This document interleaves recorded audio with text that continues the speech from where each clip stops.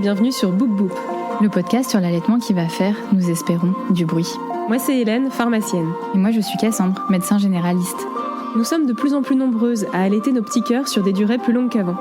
Si toi aussi, tu t'es embarqué dans cette aventure, si tu souhaites allaiter ou aider une personne qui allaite ou voudrait allaiter, ce podcast est fait pour toi. Tu y trouveras des conseils pratiques, des partages d'expériences, des témoignages, des séances de sophrologie, de relaxation ou encore de la rééducation du périnée. Oui, à écouter lors des tétés ou pas, le tout à travers notre regard de maman et de professionnels de santé. Nous avons créé ce podcast comme le podcast que nous aurions aimé écouter pendant une tétée, pour allaiter en toute sérénité, bien informé. Bonne écoute, c'est l'heure de la tétée. Aujourd'hui, on va parler d'un sujet dont on parle encore trop peu, allaiter tout en ayant une carrière prenante et parfois très exigeante. Notre invitée du jour, Louise, du compte Instagram Petite Phrase à leur dire. Louise est maman de 3 filles. Beaucoup la connaissent pour ses mots doux et ses phrases justes qui aident les parents à accompagner les émotions et les grandes étapes de leurs enfants avec bienveillance. Mais Louise, c'est aussi une carrière dans la finance à Londres, des réunions, des déplacements, une organisation millimétrée. Et malgré cela, elle a allaité ses 3 filles, dont son aînée, pendant 2 ans et demi. Dans cet épisode, on va parler très concrètement de la reprise du travail, du tirage de lait en entreprise, de la charge mentale logistique, de la communication avec les managers, mais aussi de ce que cela change quand l'environnement professionnel soutient réellement les mères allaitantes. On va peut-être tout avoir envie de déménager à Londres, on ne sait pas. Et puis, en fin d'épisode, on parlera d'un moment souvent chargé d'émotions, le sevrage, particulièrement lorsqu'il est initié par la mère. Louise nous partagera sa spécialité, des petites phrases simples, tendres et rassurantes à dire à nos enfants pour accompagner cette transition avec douceur. Vraiment, Louise, on t'adore. Bonne écoute, c'est l'heure de la tétée. Eh bien, un grand merci, Louise, d'être à notre micro aujourd'hui. J'adore vraiment ton compte, ta voix, ce que tu transmets, vraiment. Merci. Merci, je suis très heureuse d'être là avec vous ce matin. Alors, est-ce que tu veux bien te présenter, nous dire ce que tu as envie de toi, de ta famille, de ton parcours, de ton métier, de tes histoires d'allaitement s'il y en a, et on va y revenir tout au long de l'épisode. Oui, donc je suis maman de 3 filles. J'habite à Londres depuis 10 ans et j'ai une carrière en finance. J'ai créé un compte il y a 2 ans qui s'appelle Petite Phrase à leur dire. Ça fait des années en fait que je m'intéresse à l'impact du langage parental sur vraiment la construction et l'estime de soi de nos enfants. Et ça depuis tout petit, même tout bébé.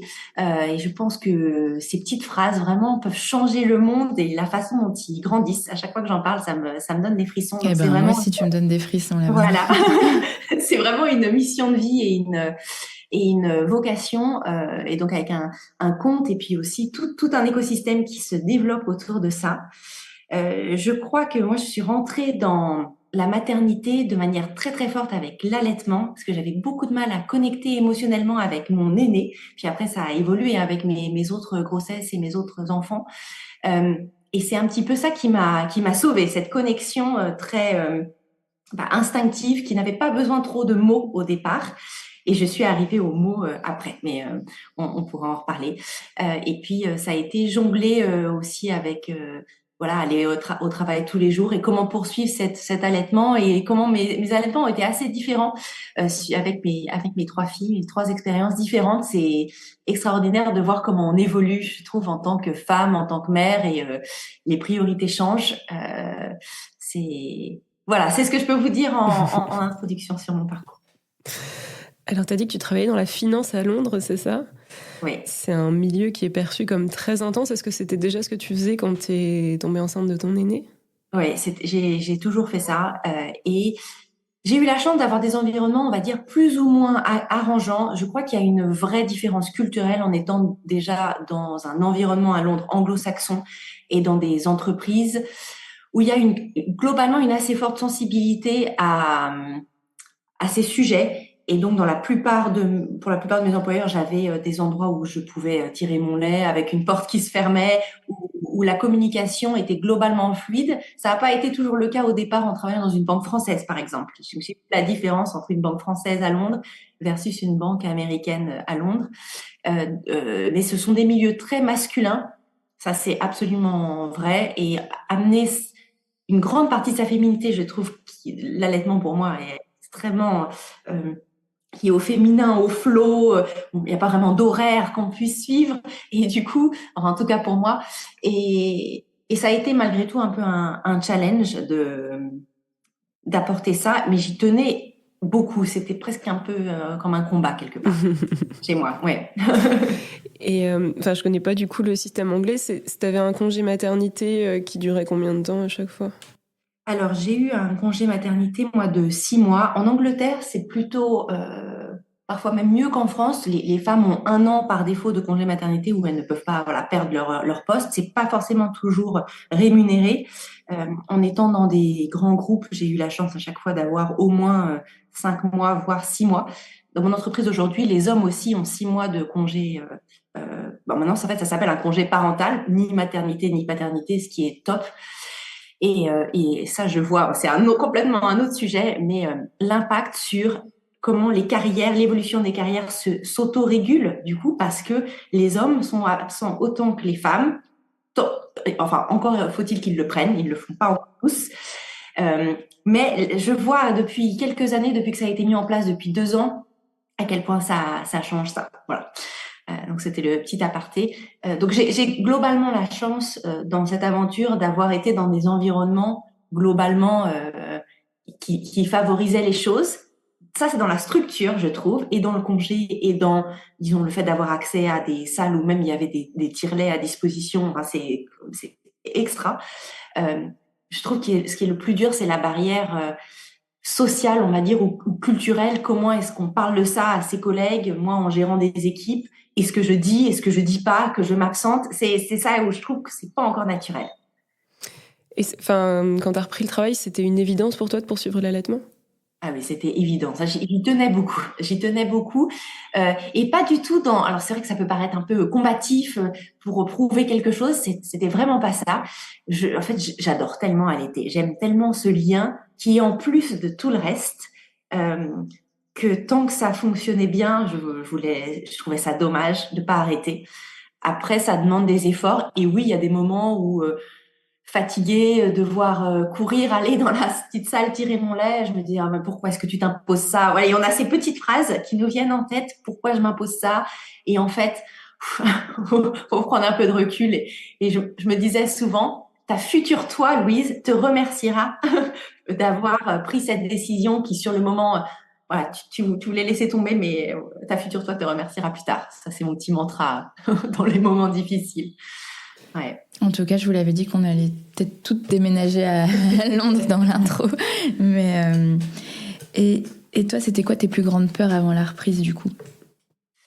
Alors mes plus grandes peurs, je crois que c'était gérer surtout le manque de sommeil. Et j'ai vu la première fois le mur quand même qu'on se prend à sortir de son cocon.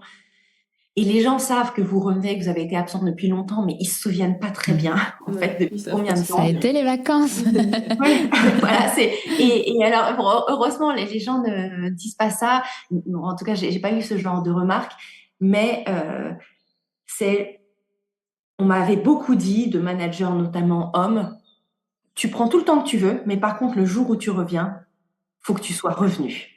Et ça, je trouve que c'est parfois assez dur parce qu'en fait, on te dit, c'est 100% ou c'est rien parce que en fait, ou sinon, vaut mieux que tu reviennes pas. J'ai trouvé ça un petit peu, voyez, ambivalent.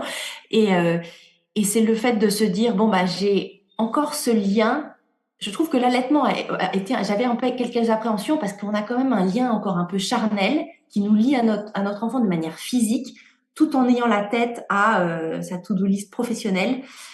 Et donc ça, c'était l'appréhension surtout. Non, j'avais quand même pas mal d'appréhension sur la reprise de l'allaitement, même si je savais faire les gestes, etc. C'était comment on se met dans le bon état d'esprit pour réussir. En fait, on se met beaucoup de pression pour réussir sur les deux fronts, quoi. Ouais, mais après, ce que tu dis, cette phrase qui t'a été dit a priori plutôt par des hommes, Ouais. moi, je la trouve lunaire parce que je l'ai entendue aussi. Et en fait, on n'est pas la même personne après avoir eu un enfant. C'est idiot de dire ça, on peut pas. Alors, évidemment, la femme qu'on était avant, elle est toujours là. Mais de dire, tu reviens et t'es dans le même focus qu'avant, bah, en fait, non. Mais heureusement, on est des femmes et on peut gérer plusieurs choses en même temps. Mais bien sûr que non, on n'est pas la même personne. On a eu un enfant. Enfin, c'est un bouleversement total et je trouve ça dingue d'arriver à dire bah oui, tu vas revenir et tu vas être focus 100% sur ton travail, Ouais. quand bien même Oui, avant, on mais tu n'était pas vois, en même forcément. temps, de manière intéressante, ma manager qui est une femme, de manière très bienveillante, me disait, mais est-ce que tu es sûre que tu veux revenir? Là, tu as 3 enfants. Est-ce que tu es vraiment sûre que tu veux revenir à plein temps? Tu vois, c'est le miroir de ce que tu viens de dire. Et finalement, ça m'a aussi un peu vexée. On me demande ça. Donc, en fait, parfois, je pense que en fait, je rêverais d'un monde. En fait, nos carrières sont tellement longues maintenant. Et là, je parle pour les carrières, évidemment, tu vois, de salariés dans des entreprises. Et ça peut s'appliquer à plein d'entreprises où on accepte que dans cette tranche de, je sais pas, 30 à 40 ans, enfin, en fonction de l'âge à laquelle on a des enfants, nos carrières sont un marathon, pas un sprint. Et que c'est OK qu'on ait des gens, des employés qui soient pas à 100%, même s'ils sont peut-être là tous les jours et qu'ils ont les mêmes responsabilités.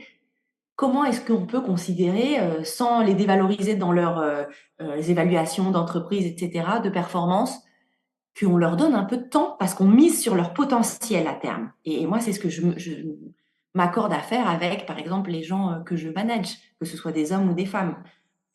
Que ce soit pour des questions d'enfants ou de problématiques familiales, c'est en fait, personne ne devrait être à 100%, jamais. Ouais, mais je Même, rebondis sur ça ouais. parce que donc là, moi j'ai plein de patientes qui sont à 80% pour leurs enfants, par exemple le mercredi, Ouais. mais elles doivent faire c'est un 80, mais c'est un 100%. Elles ont 100% de mission à faire en un temps de 80%. Oui. C'est vrai que moi, j'ai toujours trouvé que c'était une fausse bonne idée. Après, je peux comprendre qu'au moins on est sûr d'avoir ce calendrier protégé, ce jour où on viendra pas, et encore, hein, c'est pas toujours garanti. Vous réclamez des choses où au moins vous n'avez pas à venir physiquement au travail. Mais je crois que les femmes et les hommes d'ailleurs qui le font, ils perdent en termes de potentiel de salaire à terme et de ce qu'ils vont offrir à leurs enfants. Bon, c'est un débat, il y a des pour et des contre. Mais c'est vrai que peut-être une des façons de pousser ça, c'est de se dire déjà à soi, quand on est femme, qu'on va retourner à l'été, qu'on revient d'un congé mat, que ce soit le premier, deuxième, troisième, il y a à chaque fois, de toute façon, des challenges puisqu'on a plus d'enfants finalement à gérer, de se dire en fait, j'ai le droit d'avancer au rythme de mon corps. Ça, c'est une phrase que je trouve très puissante. Pareil, quand on a des moments où on est sur son cycle, on a ses règles, bon, bah, en fait, oui, là, je vais travailler, j'ai cette réunion, j'ai pas je choisis de le faire parce que, voilà, les circonstances sont comme ça. Et aujourd'hui, tous les jours d'ailleurs, je choisis d'avancer au rythme de mon corps et pas à 100%. J'aime pas du tout cette notion de, faut y aller à fond, à 100%, on est all-in, tu vois, comme on dit en anglais. C'est très masculin en fait et c'est un système qui me déplaît un peu. Et c'est possible dans des entreprises. Moi, je suis un peu la preuve vivante d'apporter du féminin, oui, tu vois, mais il faut être assez, il faut parler quoi. Il faut oser partager son expérience même si ça gêne d'autres. En fait, c'est ça. Ouais. Wow. Tu décris tout le début de ma carrière, c'est magnifique. Je veux des lions. Ouais, allez. Bref. Alors, tu nous as raconté un petit peu, on revient sur ton expérience en entreprise, que tu avais accès à des salles pour tirer ton lait, des tire-laits. Concrètement, comment ça se passait, l'organisation de tes journées au niveau, tu l'as dit, des tirages? Est-ce que tu le disais? Est-ce que tu le disais pas? Comment tu stockais? Est-ce que tu avais des déplacements? Comment on fait en réunion? Raconte-nous. Ouais. Quand je rentre de congé maternité, quelques semaines avant, je fais toujours une réunion, et ça je le recommande si c'est possible, avec son manager, en lui disant voilà, de toute façon ils savent, pour préparer son retour, c'est quand même important en fait d'être proactif là-dessus, parce que sinon ils y pensent pas forcément. Donc tu te rappelles, je reviens à telle date, faut reprendre les bases. Voilà, et je voulais te dire, je tiens à continuer d'allaiter. Ça voudra dire qu'il faudra que je m'absente 2 fois 30 minutes dans la journée. Idéalement, je suis très très transparente, à 10 heures et à 13 heures pendant 30 minutes. Bloquer son calendrier si on en a un, que c'est son système, et dire que sauf exception, on ne prendra pas de réunion à ce moment-là. Donc moi, c'est vraiment le calendrier est bloqué. Et alors après, je sais, je me connais, je peux, si vraiment il y a une urgence, décaler de 30 minutes. Mais il faudrait pas que ce soit plus. Et oui, et ça veut dire partir de réunion, se lever si la réunion s'éternise en disant, excusez-moi, là, je m'absente. Euh, j'ai eu des managers femmes, moi, donc je leur disais toujours, un homme, j'aurais dit aussi, mon premier job, je disais aussi, et je le disais à certains de mes collègues, souvent ceux qui avaient des enfants, hommes ou femmes. Je trouve que ça aide. C'est vrai que j'ai jamais osé le dire aux petits jeunes de 23, 24 ans, que j'allais tirer mon lait.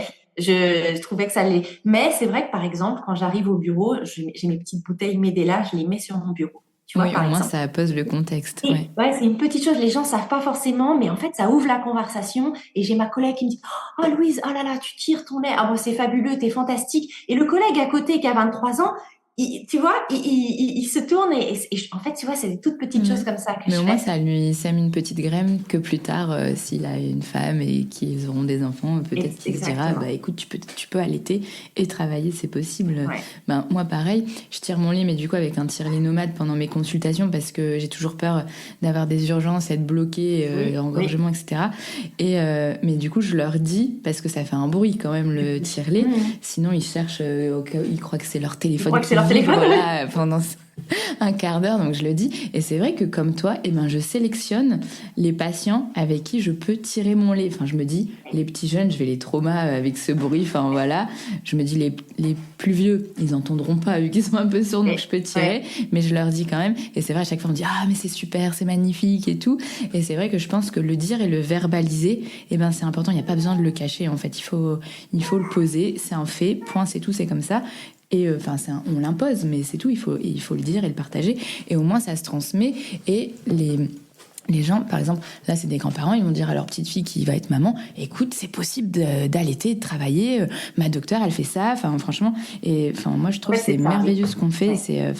C'est un pas de plus dans le féminisme et dans le soutien des femmes, c'est de montrer aux gens qu'on arrive à allaiter au travail. Ça, c'est un plus, je trouve. Ouais, donc voilà, tu vois, ces petites bouteilles Medela qui font beaucoup parler d'elles, en fait. Et voilà. Et après, parfois, je me lève et je dis en anglais, I need to pump. Et donc, I'm going to pump. Je leur dis ça. Alors, parfois, je dis, qu'est-ce que ça raconte pump? C'est quoi pump? En fait, c'est pas grave. C'est ça, c'est des petites graines. Et donc, j'ai la chance. Ça, c'est formidable, mais c'est le top du top, hein. Il y a deux étages différents des salles dédiées à ça, avec la pompe Medela qu'on trouve dans les hôpitaux, qui est vraiment la grosse version. Donc, j'ai juste à apporter mes embouts. Il y a un frigo. Il y a un tire-lait dans ta salle. Waouh, c'est génial. Oui, il y a un tire-lait. Voilà.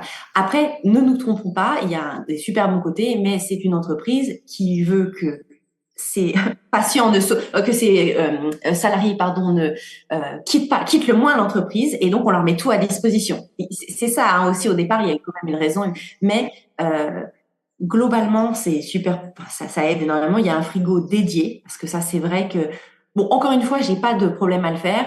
Je me balade parfois avec mes bouteilles de lait. Je trouve que ça contribue aussi à diffuser la chose et le mettre dans le frigo commun avec les sandwichs des autres.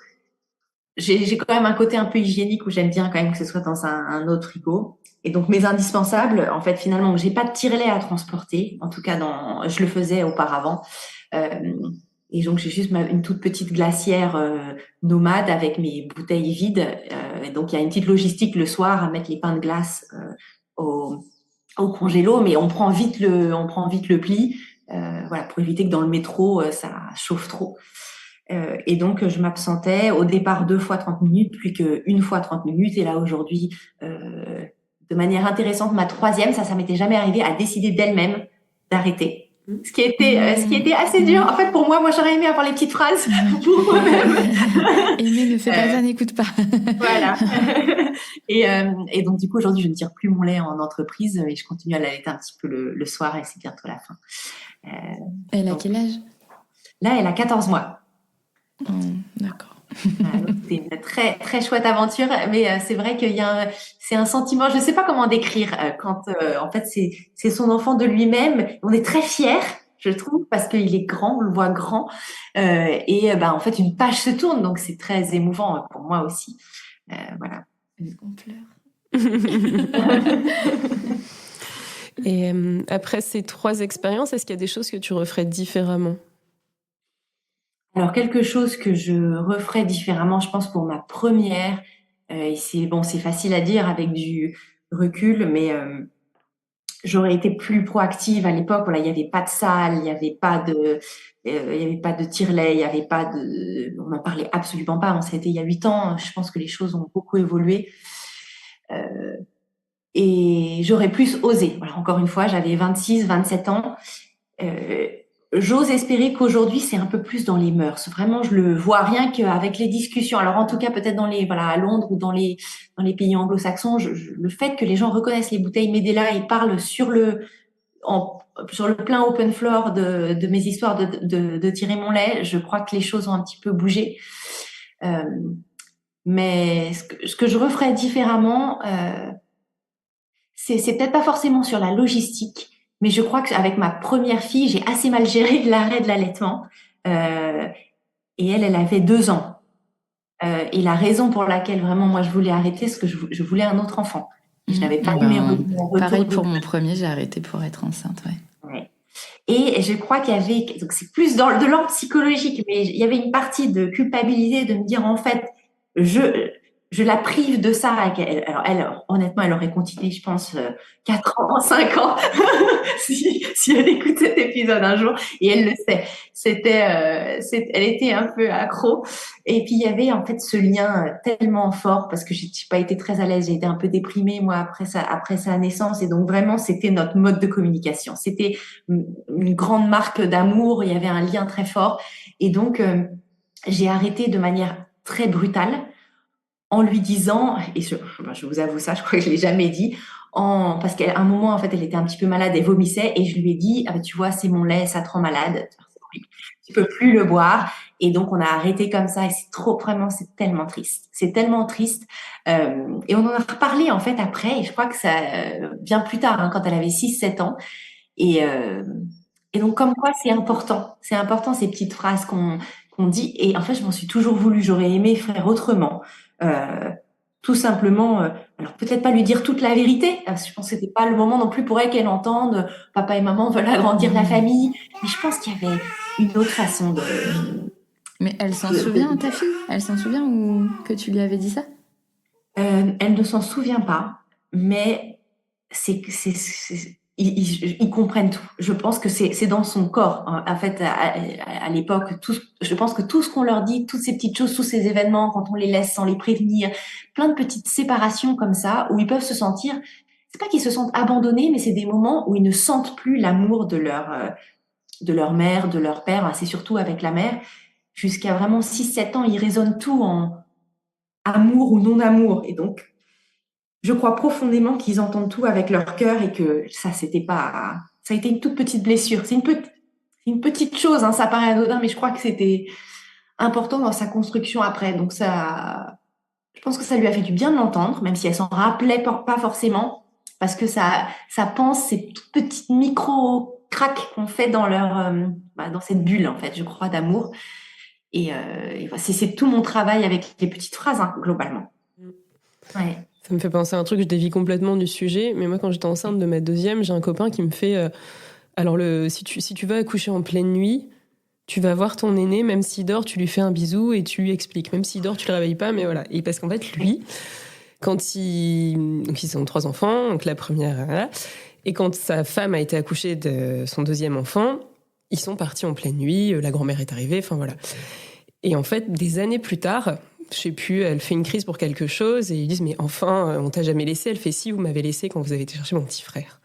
Et le truc, genre 2-3 ans après, quoi. Et là, ils se sont dit waouh.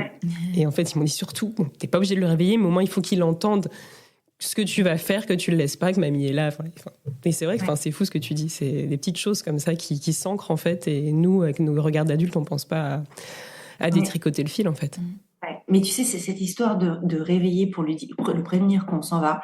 C'est extrêmement juste, parce que on se rend absolument pas compte en tant qu'adulte. On se dit ah ben je vais le laisser dormir pour son bien. C'est mieux qu'il dorme. Je vais quand même pas le réveiller.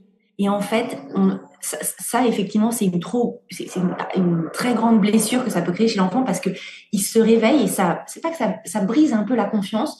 Et en fait, ce dont on se rend pas compte, c'est que pour l'enfant, c'est presque une angoisse de mort. C'est un petit peu fort, mais c'est ce dont parlent les psychanalystes d'ailleurs, parce que ils ont pas la conscience de raison. C'est pour ça que et là, peut-être qu'on dévie un peu du sujet.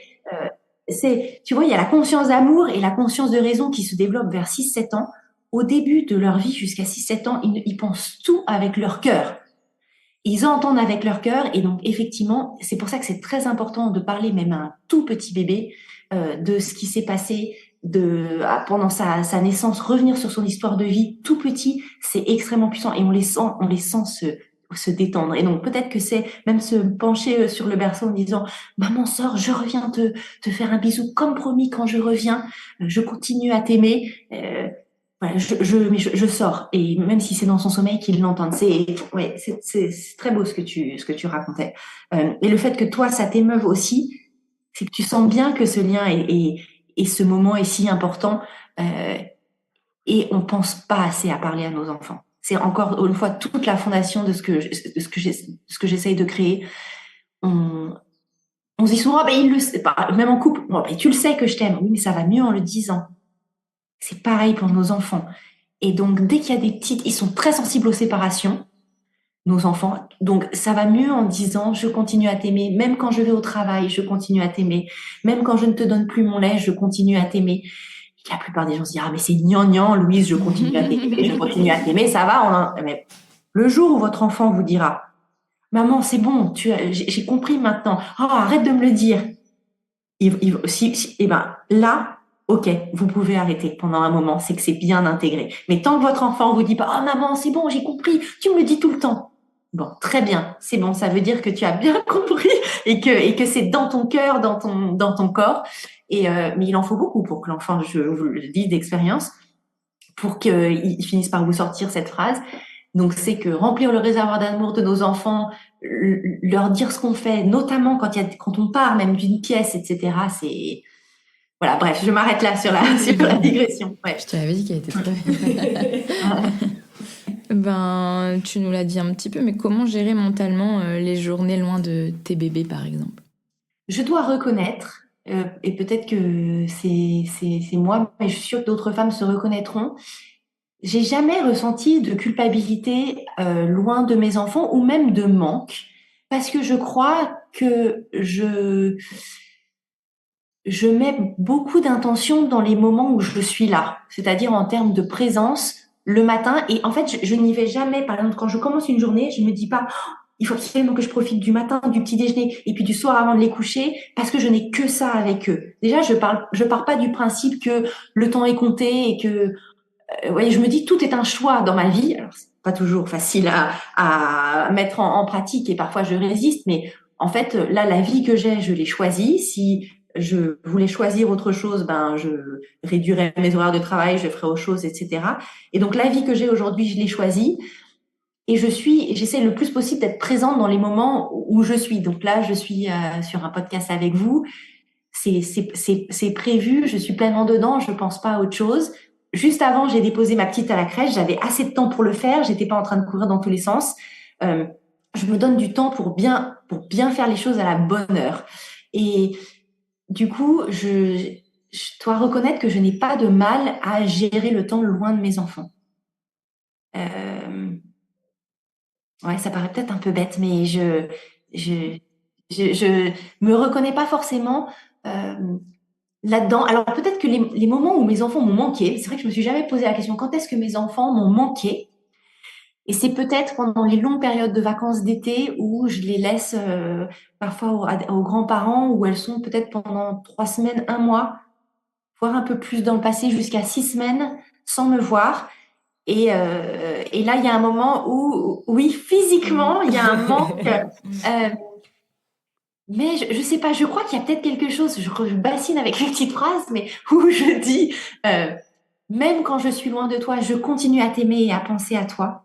Et c'est pareil, c'est comme si je ressentais aussi l'amour, il y a une certaine permanence de l'amour entre nous, entre moi pour mes enfants pour moi, que j'arrive à sentir un peu partout autour de moi et c'est très beau. J'y avais jamais pensé comme ça avant et qui font qu'elles ne me manquent pas.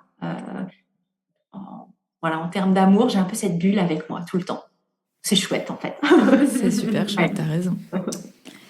Est-ce que tu as des conseils à donner à une maman qui reprend bientôt le travail? Des conseils pratico-pratiques. Je dirais il y a deux choses. Il y a le pratico-pratique, la logistique, et ça c'est la chose à laquelle on pense en premier. Et on peut donner plein de petits conseils. Je t'en donnerai un ou deux. Et après, je crois que c'est beaucoup sur l'état d'esprit. Sur les conseils pratiques, c'est ce que je disais. Il vaut mieux mettre les deux pieds dans le plat avant de revenir, plutôt que quand on revient où on se prend déjà un mur, on se sent un petit peu dépassé, où on a besoin de temps. Autant anticiper et en parler ouvertement à son manager en disant les choses que j'ai dites. Voilà, je tiens à tirer mon lait. Ne dites pas est-ce que je peux, ne demandez même pas, la permission en fait. Je tiens à tirer mon lait, je propose que ce soit à 10h et à 13h. Prévoyez deux créneaux au départ, de une demi-heure ou 40 minutes chacun. Et ne dites pas est-ce que tu y vois un inconvénient ou ça te va. C'est je tiens à, je propose ça. Et éventuellement, qu'est-ce que tu en penses? Est-ce qu'il y a des contraintes de ton côté? Bon, voilà, éventuellement. Donc ça, c'est la première chose. Après, quand on se sent plus avancé et un peu combative, donner des petits... Voilà, en parler plus autour de soi, mettre ses petites bouteilles comme je le faisais. Et après, c'est dans l'état d'esprit. Le conseil que je donnerais, c'est partir du principe, se dire, les gens veulent mon bien. Ils sont là pour me soutenir. Ils sont pas là pour... me voir en échec, me presser comme un citron. Les gens veulent mon bien. Ça, c'est une petite phrase à se dire. Et si je partais du principe qu'en fait, mes collègues, mon manager, mon entreprise voulaient mon bien, voulaient me garder dans l'entreprise, voulaient le mieux pour moi. Et en fait, quand on est par de ça, on se relaxe un peu. Et du coup, on arrive plus à avancer au rythme de son corps et à pas se mettre une pression de dingue et à verbaliser quand ça va pas. Et c'est un peu un cadeau qu'on se fait. Donc, c'est vraiment l'état d'esprit, je dirais. Se dire cette petite phrase, ça nous aide, même si on s'en fiche que ce soit pas vrai. Parce que, voilà, une personne pourrait se dire, oh mais non, mon collègue, je sais très bien, lui, en fait, ne partez même pas là-dedans. Que ce soit vrai ou pas n'est pas utile. Dites-vous que cette pensée, par contre, est utile. Les gens veulent le mieux pour moi. Et j'ai le droit d'avancer au rythme de mon corps. Je trouve que pour les femmes, c'est très puissant, ça. Wow. On le mettra en On a une cote pique. Des post-it sur ça. Ouais. Alors, tu as parlé donc, du coup du soutien matériel que tu as dans ton entreprise. Il y avait aussi un soutien, on va dire, psychologique. Tu as dit que tu avais beaucoup de collègues masculins. Est-ce que ça, c'est quelque chose que tu as ressenti ou pas plus que ça? Alors, disons que le fait d'avoir cet environnement demande plus de courage parce que c'est des énergies, c'est des non-dits, et ça, on peut toutes se retrouver là-dedans pour assumer un peu qui on est et ce qu'on veut faire et ce à quoi on tient. Donc, ça demande d'avoir un petit peu de détermination en soi. J'ai jamais eu de remarques désobligeantes, tout le monde est bienveillant, mais les gens, globalement, peuvent être maladroits. Et donc, c'est apprendre à ne pas prendre les choses personnellement. Et il faut demander, et même plus que demander, dire, tu te souviens, là, à 10h, c'est non négociable. Et essayer d'en discuter. Je conseillerais pas à une maman qui a son premier enfant, qui retourne travailler et qui veut continuer à allaiter, à rentrer en combat. Et au début, je pense qu'il faut essayer de se tenir à ces horaires qu'on s'est fixés pour que l'allaitement continue à bien se passer et en parler au moins à son manager. Peut-être être discret au début, et puis petit à petit, une fois qu'on se sent plus à l'aise, pour en parler un peu plus. Mais j'ai jamais ressenti d'animosité. J'ai ressenti de la résistance d'un responsable masculin, le fait de m'absenter 2 fois 40 minutes. Oui, et en même temps, il faut passer outre un peu les grimaces, etc. Et ça n'a jamais porté préjudice, en fait. Au contraire, je pense que ça l'a peut-être fait lui cheminer. Et qui sait, il en a peut-être parlé à sa femme le soir. Et vous voyez, c'est comme ça qu'on contribue à changer les choses. Et il faut pas s'offusquer. tout le monde a de la pression, tout le monde s'inquiète aussi. Donc bon, il faut avancer, je pense. Ouais. Et alors, qu'est-ce qui change quand une entreprise soutient réellement les mères? Alors, réellement, les mères, avec un soutien, tu veux dire aussi culturel, je pense que c'est ça, c'est qu'il faudrait qu'il y ait un soutien émotionnel presque. Je l'ai vu dans des systèmes de sorte de parrainage, de marrainage, en étant associée à une autre femme qui avait allaité dans la même entreprise ou qui était enceinte et qui, ça, c'est un vrai soutien. Et en fait, je crois que ben, on est plus heureux d'aller travailler. Et si on parle en manière purement économique et productiviste, je pense qu'on est des meilleurs salariés. On donne plus de nous-mêmes. On a envie de plus donner, évidemment, parce que on se sent accueilli comme on est. Et ça, c'est dans beaucoup de domaines. Et je crois que on en parle sur beaucoup de sujets aujourd'hui, mais peut-être, c'est vrai que l'allaitement, peut-être un peu moins. Peut-être un peu moins aujourd'hui. C'est vrai qu'en Angleterre, en France, je sais pas, il y a quand même peu de femmes. Et si les femmes prennent un an de congé maternité, il y en a peu qui reviennent en allaitant aussi. Donc c'est un sujet. Mais oui, pour répondre à ta question, je crois qu'on donne plus de soi, on est plus motivé et on se sent reconnu. Pourtant, l'allaitement, on se dit, c'est pas vraiment, ça ne devrait pas être une reconnaissance, mais je crois qu'il y a quelque chose de très profond. Euh, quand on se sent reconnu dans presque son corps de femme, tu vois. Et ça peut aller plus loin sur les congés en Espagne, et c'est un autre débat, d'avoir un jour où on peut au moins travailler de la maison pour son premier jour de règle, par exemple. Ouais. Il y a des entreprises en France qui commencent à le faire, ça, mais vraiment des petites start-up parisiennes. Je crois qu'il y a quelque chose à creuser là-dessus sur le corps féminin où ces entreprises-là ont été conçues pour des hommes qui ont des cycles hormonaux de 24 heures. J'avais essayé, moi, pendant une période de vivre au rythme de mon cycle et de planifier plus des formations. Je peux le faire parce que je suis manager. Voilà, j'ai le privilège de pouvoir le faire, de pouvoir travailler de la maison cette semaine de règles et d'adapter. Oh, c'était incroyable la puissance de ce que j'avais pu créer ce mois-là parce que j'avais adapté mon travail, les différentes tâches. Bon, bref, tu vois, et sur l'allaitement, je crois qu'on se sent reconnu dans notre corps et ça nous fidélise. On s'attache presque à l'entreprise, ça devient presque plus familial. Voilà ce que je dirais. Je suis en train d'essayer de projeter dans mon entreprise, mais ça marche pas. Moi, je peux pas faire de télétravail. Il y a plein de métiers. Voilà, c'est vrai que là, je parle d'un petit monde, on peut éventuellement le reprocher. Là, j'ai vraiment un biais salarié entreprise. Et oui, plutôt grosse entreprise, tu vois. Oui, grosse entreprise. C'est toujours bien, de toute façon, d'interroger ses privilèges. Et voilà, moi, j'en ai d'autres. Nous, je sais que quand on parle d'allaitement et de droit du travail, il y a souvent des mamans qui viennent nous écrire. Là, il y a eu, il y a pas longtemps, une maman qui a écrit oui, mais l'allaitement au travail, c'est pas un droit. Je fais, mais si, c'est écrit dans le droit du travail. Mais il y a des situations où ça a beau être écrit dans le droit du travail, tu as des métiers où tu ne peux pas physiquement t'absenter 30 minutes sans... alors, il y a toute une organisation à retravailler, mais voilà. Et après, je pense... Typiquement, moi, dans mon entreprise, c'est une petite entreprise, on est 9, il n'y a que 2 garçons, donc si tout le monde ne travaille pas pendant ces règles... Et en plus, vous faites en même temps quand et nous sommes au comptoir, on n'est pas chez nous. Bref, mais il y aurait des choses à réfléchir. Enfin, après, en vrai, tu peux toujours adapter des trucs. Il y aurait du back-office à mettre en place, là où d'autres personnes pourraient être devant. Enfin, voilà, je sais pas, je réfléchis. Ouais, mais je crois qu'il y a quelque chose de très puissant sur...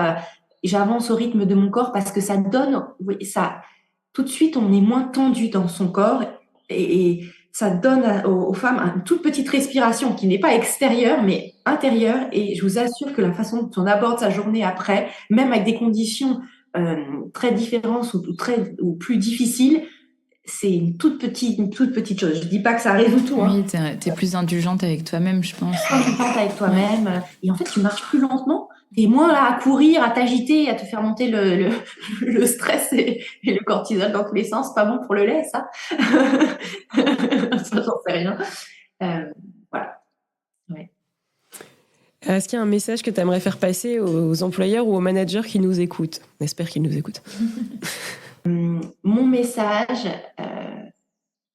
ce serait alors ça va paraître un peu radical, mais je reviens à cette histoire de corps.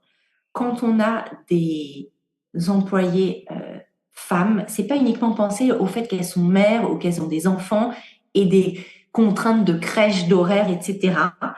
C'est d'avoir en tête, et c'est vraiment un changement d'état d'esprit, qu'elles ont un corps. Alors ça paraît bête parce que les hommes aussi ont un corps, mais qu'elles ont un corps avec une singularité, un cycle, et de l'avoir en tête parce que elles ont plus je trouve des phases de vie, peut-être plus que les hommes, et de l'avoir en tête juste pour être bienveillant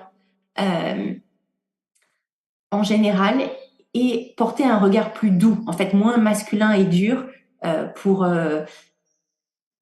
c'est apporter un peu de douceur en fait. J'aimerais qu'on apporte un petit peu plus de douceur et de lenteur dans tout type d'entreprise. Et qu'on pense, je trouve que de penser au corps des femmes avec douceur et bienveillance et le prendre en compte, ça permet de changer un tout petit peu de regard.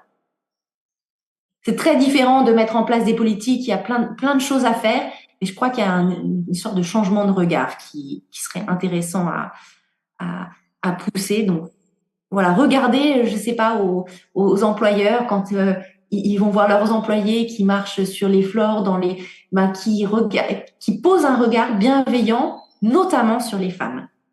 Je crois que c'est tout un truc à déconstruire aussi parce qu'il y a toute une génération qui a accédé au travail féminin il n'y a pas si longtemps et qui a voulu prouver qu'on était pareil. En fait, on n'est pas pareil, mais c'est pas parce qu'on n'est pas pareil qu'on ne doit pas justifier d'une égalité salariale, par exemple. Mais c'est vrai que prendre en compte en fait les particularités à chaque je sais pas comment dire, à chaque genre en fait, mais comprendre que ça rend pas moins efficace, ça rend pas moins productif. Enfin, de toute façon, je pense qu'on le sait qu'on est meilleur qu'eux, mais avec tout, avec nos corps, quoi, avec nos particularités. Un truc à faire. Et puis il y a des réseaux. C'est triste que je trouve que là maintenant ça disparaît un petit peu, les réseaux d'entraide féminins ou de network de femmes. C'est un petit peu passé peut-être un peu une autre génération, presque il y a 10 ans, où on se disait c'était encore très important pour faire évoluer les choses, d'avoir des groupes de femmes qui s'entraident et qui poussent. Et je trouve que ça tend à disparaître, c'est plus individu par individu et on a perdu, je crois, une force de frappe ou même d'entraide tout simplement. On l'a entendu depuis le début de l'épisode, pour toi, l'importance des mots justes et nécessaires. On sait que tu accompagnes énormément les parents avec tout ça sur ton compte, avec toutes tes idées. Et il y a une période qui peut être particulièrement bouleversante émotionnellement. On a déjà pleuré au moins 2-3 fois en parlant de sevrage depuis le début de l'épisode. Comment as-tu vécu le sevrage de tes 3 filles ? Enfin, de tes 2 filles, il y en a une qui est encore en cours. Ouais, ma première fille, donc c'était ce que je vous disais, ça m'émeut encore beaucoup aujourd'hui, où là vraiment j'ai l'impression d'avoir raté, quoi. Et on aura, voilà, je me parle avec beaucoup de bienveillance aujourd'hui, mais j'aurais aimé avoir eu ces petites phrases à l'époque et je lui aurais dit, Victoria, tu sais, je vais arrêter de te donner ton lait, tu vas continuer à grandir, maintenant tu as 2 ans et demi, tu es une grande fille et même si j'arrête de te donner mon lait, je continue à t'aimer. On va avoir plein d'autres marques d'amour chouettes ensemble. Ah oui, tu vois, quand je te donnais mon lait, c'était vraiment une grande marque d'amour pour toi. Et ça va s'arrêter. On n'a même pas besoin d'expliquer pourquoi. Ça va s'arrêter. Tu es une grande fille de 2 ans et demi. Je sais que tu seras capable, tu vas te débrouiller. Puis je te donnerai peut-être du lait en biberon. Et voilà, ça va être chouette. On va explorer ensemble. Et en fait, la petite phrase la plus importante, c'est même si je ne te donne plus mon lait, je continue à t'aimer. Ça n'enlève rien à l'amour que je te porte. Et en fait, c'est important de leur dire ça. Ça n'enlève rien à l'amour que je te porte. Je t'aime toujours autant. Ma deuxième fille, j'ai baissé les bras en retournant travailler. Un des premiers jours en allant tirer mon lait, je me suis dit, je n'ai pas le courage de le faire. C'était au tout début du Covid, il y avait beaucoup de stress. Et donc, j'ai arrêté. Finalement, j'ai pas regretté. Son père a été 7 mois avec elle en congé paternité. Il travaillait pour une banque norvégienne à l'époque, donc c'est le top du top. 7 mois de congé paternité payé à 100%. Enfin, on aimerait avoir ça plus. Et donc, en fait, il a pris le relais et grâce à ça, elle a aussi une relation très proche avec son père parce qu'il lui a donné aussi cet amour. Mais pareil, je lui ai rien dit. Et aujourd'hui, elle me reproche un peu de pas l'avoir allaité autant que les autres. Mais bon, peut-être qu'il y a quelque chose à dire. Et ma troisième, donc là, j'ai pas à lui dire cette petite phrase. Parce qu'en fait, elle l'a décidé d'elle-même. Et donc voilà, j'ai verbalisé pour elle. Et je lui dis, j'ai l'impression que là, ça y est, tu grandis et puis tu as envie de passer à autre chose. C'est ça. Et j'ai eu un dialogue un peu juste toutes les deux et c'est fou comme ils écoutent, ils entendent tout. Ils comprennent tout avec leur cœur, c'est ce que je dis souvent. Et donc, je lui ai dit, tu vas me sentir peut-être un peu triste. Et en même temps, c'est absolument pas de ta faute et c'est à moi de gérer. Et c'est une transition qui est pas facile forcément pour moi. Et voilà. Et en fait, je lui ai dit un petit peu ce que j'avais sur le cœur, mais je suis fière de voir comme tu grandis et impressionnée que tu es décidée par toi-même. Tu fais preuve d'une grande détermination. C'est formidable. En fait, je leur parle comme à des adultes presque. Ouais. Et ça les apaise, ça leur donne une confiance incroyable que je vois chez mes enfants et chez d'autres enfants. Donc la puissance des mots et ces petites phrases que je vous donnais avant. Ou s'il y a un sevrage brutal, par exemple, en disant la maman a besoin d'être hospitalisée ou tu as besoin d'être hospitalisée et je vais plus pouvoir te donner mon lait. Rappelle-toi, même quand je suis loin de toi, je continue à t'aimer et à penser à toi. Un tel va s'occuper de toi, il s'en occupera très très bien. Mon amour pour toi ne part pas. Souvent, on peut dire à un enfant, quand il est un peu angoissé, un peu plus grand, quand je suis loin de toi, c'est comme si tu ne ressentais plus l'amour de maman, c'est ça? Ça, c'est une phrase très puissante. Et avec un petit de 4 ans, 5 ans, ils vont vous dire, ou 3 ans, ils vont dire oui, oui. Parce que c'est vraiment, pour eux, c'est un déchirement. Pour les enfants qui ont du mal à gérer les séparations. Je vous fais ce lien parce que c'est comme le lien, en fait, avec le sein maternel et le lait, en fait, par extension. Et donc, avec un plus grand, voilà, on peut lui dire ça. On peut mais je te rappelle que mon amour ne part pas avec moi quand je m'en vais. Tu sais, je te l'ai déjà dit. Oui, bon, avec ce ton-là. Et donc, parler. Il vaut mieux surparler et dire je continue à t'aimer tous les 4 matins. Je préfère recommander ça aux parents parce qu'il n'y a pas de mal, en fait. Ça n'en fera pas des enfants plus ramollos. Au contraire, ils en seront d'autant plus confiants, ancrés pour s'élancer dans la vie. Ça, j'en suis convaincue. Et je pense que tu as un peu répondu à cette question, mais justement, quand le sevrage est initié par la mère, on a des mamans qui nous parlent beaucoup de culpabilité, avec des enfants plus grands, des bambins, des enfants qui, moi je l'ai un peu vécu, qui hurlent le tété, qui demandent alors que la mère veut vraiment arrêter. Comment est-ce qu'on peut poser une limite tout en restant dans l'amour, dans la douceur Comment on arrive à gérer ça justement avec des enfants qui ont du mal à gérer leurs émotions finalement? Ouais. Alors, déjà, bien leur dire ce qu'on disait et dire à l'enfant pourquoi. Pourquoi et lui dire, voilà, maman a décidé d'arrêter.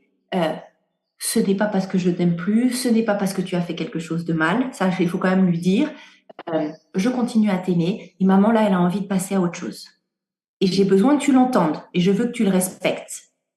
Et en fait, quand l'enfant, en fait, se jette sur vous et que là, ça devient ingérable et qu'il faut poser une limite pour se protéger soi et pas rentrer en fait dans un rapport de force aussi ou le faire à contre-cœur parce que souvent c'est ce qui se passe quand on est tellement porté par la culpabilité.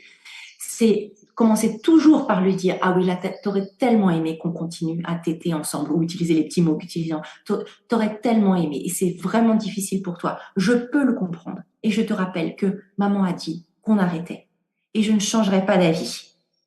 Et si ça devient vraiment, là, ça monte, ça peut parfois suffire à apaiser l'enfant. Oui, c'est, disons, la tempête émotionnelle à 2 sur 10. Si ça continue à monter, que l'enfant se met à hurler, à se rouler par terre ou à essayer de vous taper, ben là, c'est vraiment comme poser une limite d'habitude, ce que je recommande de faire, c'est en disant, écoute, Mathieu, là, c'est difficile pour toi. Je ne peux pas te laisser. Je vois bien que c'est super difficile pour toi. Je ne peux pas te laisser hurler, te rouler par terre comme ça. Je vais te porter et on va aller un moment dans ta chambre pour redescendre tous les deux. C'est vraiment de dire ces mots. Là, je peux pas te laisser te mettre dans des états pareils, te rendre malade comme ça, hurler, me taper. On va aller un moment tous les deux pour se calmer. Ce n'est pas une punition, mais je ne peux pas te laisser te rouler par terre comme ça. C'est la petite phrase. Je continue à t'aimer. Je sais que tu fais de ton mieux. Voilà.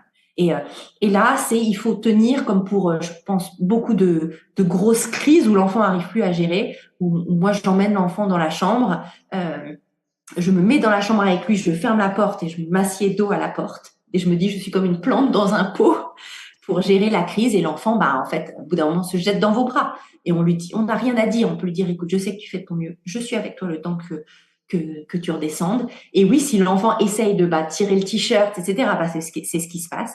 Et c'est le contenir le plus possible avec amour et en s'ancrant, en se disant, je ne changerai pas d'avis. Je sais que c'est difficile pour toi. C'est ma décision et je veux que tu l'entendes. Je veux que tu la respectes. Je dis pas que c'est facile, hein. Je dis pas que c'est facile, mais c'est souvent ce que je dis grâce à ces petites phrases qu'on peut se répéter en amont pour se préparer à ces moments difficiles qui vont arriver. Le fait de les répéter et peut-être de même s'entendre les dire devant le miroir, on se rend compte le ton si on est bien ancré, sûr de soi. Et ça nous donne des béquilles, ces petites phrases, quand nous, on perd pied et qu'on est submergé par l'émotion de culpabilité, de frustration, de « oh là là, on est dépassé ». Et le fait de se dire « ah oui, j'ai cette petite phrase, je vais juste répéter cette petite phrase », ça nous donne, vous voyez, ça nous ancre et ça nous aide à traverser le moment en étant, en fait, en restant bienveillant et la mère, le père qu'on a envie d'être. Très beau. Et alors une petite masterclass pour Cassandre Carpentier. Cassandre, elle allait son deuxième enfant qui a 2 ans et demi, Simone, et ça fait 1 an qu'elle songe au sevrage. Pour l'école. Ouais. Et je crois que tu avais des questions. Mais en fait... Toi, tu as déjà sevré un enfant, mais la relation est complètement différente. 11 mois. Ouais. Et là, vu que je co-allaite, mais elle, j'aimerais bien la sevrer pour l'école. Mais là, quand je t'ai entendu parler que tu pleurais, j'ai pleuré. Je me suis dit, bon, je vais continuer jusqu'au sevrage induit. Mais c'est vrai que je ne sais pas quoi lui dire parce que je ne peux pas lui dire, il n'y a plus de lait. Enfin, oui, si, je vais dire. Non, ne pas mentir. Ouais. Surtout ne pas faire comme. En fait, ne pas mentir. Il faut, je crois, que tu sois ancré dans ta décision. En fait, déjà, est-ce que tu es convaincu? Ça, c'est la première chose. Déjà, voilà. Je pense que si tu as un petit doute, en fait. Je pense que est-ce que ton corps te dit oui, tu sais, en anglais, full body yes, oui ou non? Et là, j'ai pas l'impression que ce soit. Je crois que tu le sauras dans ton corps quand tu voudras arrêter d'allaiter.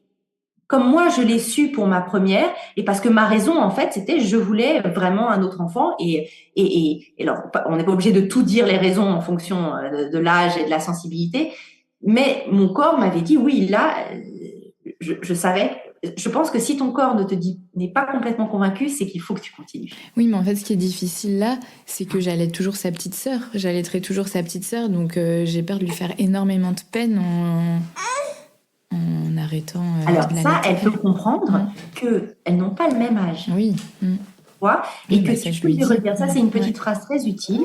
Tu sais, tout ce que je fais avec ta petite sœur en ce moment, l'allaiter, lui changer sa couche, etc., je le faisais avec toi au même âge. Maintenant que tu es grande, on fait des choses de grand ensemble. Je t'emmène faire du vélo, je ne sais pas quel âge elle a. Je t'emmène à des anniversaires, on fait des choses de grand ensemble. Ça, ce sont des marques d'amour de grand que ta petite sœur aura aussi quand elle grandira. Différencier les marques d'amour en fonction de l'âge et que l'allaitement, c'est une marque d'amour, comme le soin au bébé, qui va à un certain âge que tu choisis, tu vois. Mais ça permet à ce que l'aînée, et ça, elle va comprendre très très bien, qu'elle est grande, tu peux lui dire, tu as 2 ans de plus qu'elle, et lui dire, tout ce que je fais avec elle maintenant, et je continue à l'allaiter, je le faisais avec toi au même âge de 1 an et 3 mois. Tu dis vraiment exactement, tu vois. Et ça va t'ancrer en disant, en fait, on cherche pas à faire tout pareil. Les marques d'amour s'ajustent avec l'âge de l'enfant et ça va t'ancrer pour, disons, appuyer ta décision et pas te sentir, tu vois, du coup. Est-ce que ça t'aide? Mais oui, je lui dis déjà, tu sais, quand tu vas arriver à l'école, il n'y aura plus la tétée parce que tu es très grande. Aimée, elle est encore toute petite, mais c'est vrai que c'est difficile. Je crois qu'il y a quelque chose de vraiment très touchant dans cet arrêt de l'allaitement. C'est une émotion, ce que je te disais, qui ressemble à aucune autre. Il y a un mélange de tristesse, de nostalgie. C'est un bon moment. En tout cas, j'espère que ça t'aide sur les marques d'amour qui s'ajustent à chaque enfant. Mais c'est difficile. Voilà. Mais tu vois, quand tu lui dis, elle est petite, la manière dont on formule, tu vois, dans ta voix, c'est oh, elle est petite, donc tu peux sous-entendre, elle a le droit à un peu plus. En fait, c'est vraiment différencier sur l'âge en disant ce que je fais avec elle, je le faisais avec toi au même âge. Donc, t'es grande, elle est petite, ça fait un peu, tu perds des privilèges parce que tu grandis. Elle est petite, donc elle a plus que toi. Parfois, c'est dans des toutes petites choses, des tournures de phrases où on sous-entend sans s'en rendre compte, et l'enfant, lui, il entend avec son cœur, et donc il se dit, ah bah oui, maintenant que je grandis, ben c'est moins bien, j'ai moins de choses de maman. Et donc, ben, j'ai tout intérêt à rester un bébé. Et c'est pour ça d'ailleurs qu'on voit beaucoup de régression, tu sais, au moment de la naissance, parce que ben, on voit bien qu'il y a plus de bénéfices. Et donc, une manière de court-circuiter ça, c'est de dire à chaque âge, il y a c'est des ma avantages. et tout ça, je l'ai fait avec toi. Oui. Pour qu'ils l'entendent. Et puis, on peut même dire, si vraiment ça dégénère un petit peu, si l'enfant insiste, bah, mais est-ce que tu voudrais que je t'habille avec les vêtements de ta sœur? Ah ben, on va mettre la petite robe et ça les fait rigoler, tu vois. Et donc, ils comprennent bien qu'il y a des étapes. Bref. Oui, bah, c'est pareil dans le co-allaitement quand Oui. on dit c'est la priorité, c'est le bébé. Toi, tu arrives à manger plein de choses, elle a pas de dents, elle peut pas manger ce que tu manges toi dans la journée, enfin ton goûter, etc., tout ce que t'aimes. Et c'est vrai que ça aide, ça dégoupille des petites situations. Voilà. Ouais. Eh bien, en tout cas, merci beaucoup. Est-ce que tu as envie d'ajouter d'autres choses à cet épisode déjà? Non, moi, je voulais juste vous dire que c'est formidable ce que vous faites, de pousser autant. Non, mais c'est vrai d'aller sur un sujet et de pousser autant et d'avoir autant de diversité de perspectives, aussi des personnes de différents horizons. C'est très enrichissant et en fait, c'est ça contribue à ces tout petits déclics d'ouvrir l'esprit des gens. Et je crois que c'est avec ces petites pierres qu'on pose que c'est comme avec les petites phrases qui changent le monde. Vous mettez votre part à l'édifice sur ça dans beaucoup de domaines de vie et pas que en entreprise. Mais voilà, pour normaliser, et ça va plus loin sur le corps des femmes et lui donner toute sa place. Et l'allaitement, c'est tellement beau. C'est ça que ça me fend le cœur que ce soit resté caché, vous voyez, pendant tellement d'années. Après, ça va évoluer selon les époques, mais c'est tellement beau et c'est une telle prolongation aussi de l'amour qu'on porte à nos enfants. Et ça veut pas dire quand on ne le fait pas, évidemment, qu'on ne les aime pas. Mais ça a une très grande puissance et donc ça me brise un peu le cœur de me dire que parfois des femmes sont contraintes d'arrêter ou que ce soit par des barrières extérieures ou intérieures et qu'avec un peu plus de soutien ou peut-être en ayant écouté un témoignage, ça aurait changé les choses. Donc merci à vous pour ça. Merci à toi. Merci beaucoup Louise pour cet échange tellement précieux. Cet épisode montre qu'il n'existe pas une seule manière d'allaiter ni une manière d'être mère. Qu'on travaille à la maison, à l'hôpital, dans un bureau ou dans la finance à Londres, continuer son allaitement peut être possible quand on est soutenu et informé et qu'on s'autorise aussi à faire comme on peut et comme on veut. Et puis on retiendra aussi cette idée essentielle, les mots comptent, dans les débuts de l'allaitement, dans les séparations, dans les retrouvailles et aussi dans les fins. Si cet épisode vous a plu, pensez à le partager à une maman qui reprend bientôt le travail et qui traverse un sevrage. Et vous pouvez retrouver Louise sur Instagram sur le compte Petite Phrase à leur dire. C'était l'heure de la tétée. N'hésite pas à noter ou commenter notre podcast et à le partager pour que Bouboub soit écouté par des mamans qui allaitent ou futures mamans qui souhaitent allaiter. Pour pouvoir allaiter en toute sérénité, bien informée. C'était l'heure de la tétée.